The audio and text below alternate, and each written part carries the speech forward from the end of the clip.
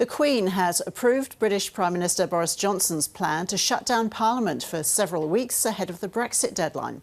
Critics argue such a move is part of a drive to prevent MPs from having a say on a controversial no-deal Brexit. Mr Johnson has rejected that, saying MPs would have ample time to debate the UK's departure, which is set for October the 31st. Labour opposition party leader Jeremy Corbyn and Scotland First Minister Nicola Sturgeon say the move is an attack on democracy. It is a constitutional outrage. This is an attempt by a Prime Minister who was elected by a very small number of people in the country as a Conservative Party membership to ride roughshod over Parliament and prevent any legislation or debate that would stop this country leaving the EU without a deal. Shutting down Parliament in order to force through a no-deal Brexit, which will do untold and lasting damage to the country, against the wishes of MPs, is not democracy, it's dictatorship. And if MPs don't come together next week to stop Boris Johnson in his tracks, then I think today will go down in history as the day UK democracy died. Well, for more, here's Mark Steers from the University of Sydney. He assesses whether Boris Johnson's move is political genius or underhand manoeuvring. It's a very, very high-stakes gamble that Boris Johnson has taken, egged on by Dominic Cummings, who's his special advisor, who is held to be a sort of political genius in some quarters and a sort of mastermind of the end of democracy, as you just heard Nicola Sturgeon say, in others. Nobody knows where it's going to end. Does it mean, though, that this increases the risk of a no-deal Brexit if MPs don't have enough time to debate it and to stop it? Yes, I mean, Boris Johnson has been sort of pushed in this direction because the opposition MPs finally got their act together. So they all met together 2 days ago. They signed a pledge about how to stop a no-deal exit, and they looked as if they were actually going to use their parliamentary power to force Boris Johnson to go in a direction that he didn't want to go. And he's basically said, OK, you've got your act together, I'm just going to close down Parliament, so you can't do anything about it. What options now are left to MPs? Well, he's been quite clever, Johnson, in the sense that he's not closed down Parliament immediately. So there'll be a few days coming up in September and there'll be a couple of weeks in October. So there is some space still for opposition MPs either to force him out with a vote of no confidence or to try to legislate against Britain leaving the European Union without a deal.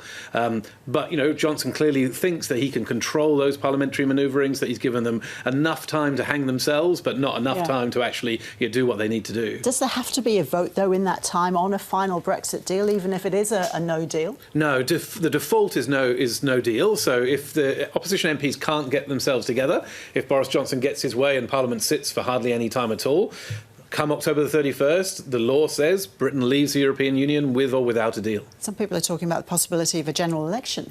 Yeah, I think if Boris Johnson thought he could win an election, he would call one. So, you know, I'm sure he's got his pollsters there now with the data and the numbers, and they're looking through. And as soon as it looks as if he's comfortably ahead, he'll call an election. The fact that he hasn't done that, but rather he's chosen this very dramatic route of suspending Parliament instead, I think indicates that he's still not quite sure that he can pull it off. If there were an election, I think he thinks he wouldn't get the majority he wants. All right. So what are the constitutional questions this move brings up? Huge constitutional questions. I mean, there are serious opposition MPs, Nicola Sturgeon being one that you just heard, saying that this is essentially the end of democracy, a coup. That Boris Johnson has never won a general election. He's only Prime Minister because he won a leadership election within the Conservative Party. He doesn't have a stable majority in the House of Commons, and Britain is going through the biggest crisis it's faced at least since the Second World War. And what he's decided to do is to say no Parliament will sit, you know, most of the time in the build-up to the end of that crisis. So, you know, some people think, well, look, this is a really serious assault on fundamental democratic values. But it's a legal move. He's allowed to do it. Yeah, I mean, so again, he's been quite clever.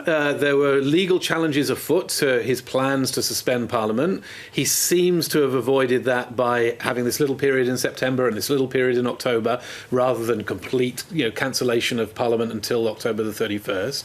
But there will still be legal challenges to what he's up to. And, you know, there still will be days in court when people argue about the acceptability of his suspension. What can the Speaker do, if anything? John Bercow, he's a powerful figure. Yes, and he's been one of the most outraged. I mean, particularly outraged because he was on holiday having a lovely time and he didn't really want to have to deal with this. And, you know, he, I think, probably thought that they should have asked him first, and they clearly didn't. He's also very unpopular in the Conservative Party, despite having been a Conservative himself in the past.